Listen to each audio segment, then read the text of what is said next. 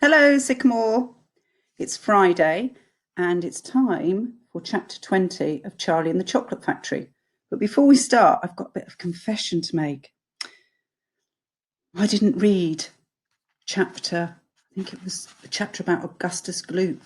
I missed that out. So he went up the pipe and we don't know what happened to him.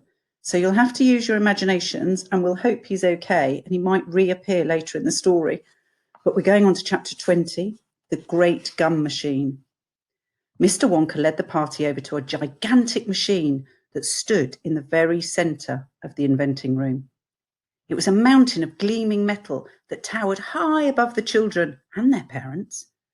Out of the very top of it, there sprouted hundreds and hundreds of thin glass tubes, and the glass tubes all curled downwards and came together in a bunch and hung suspended over an enormous round tub as big as a bath.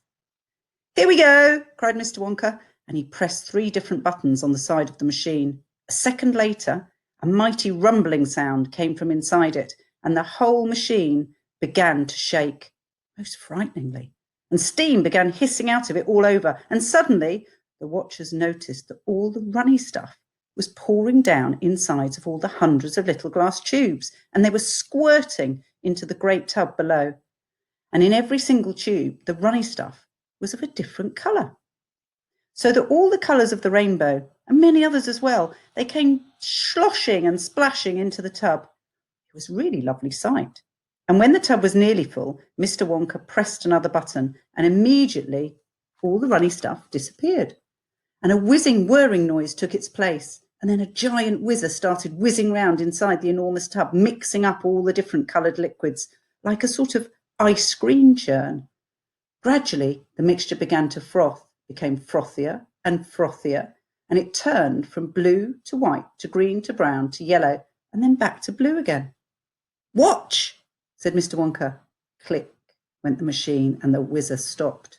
And now there came a sort of sucking noise, and very quickly the blue frothy mixture in the huge basin was sucked back into the stomach of the machine.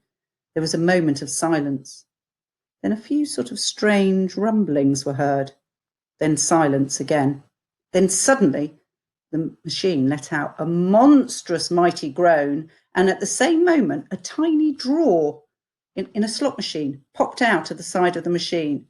And in the drawer there lay something so small and thin and grey that everyone thought it must be a mistake. The thing looked like a strip of, grey cardboard.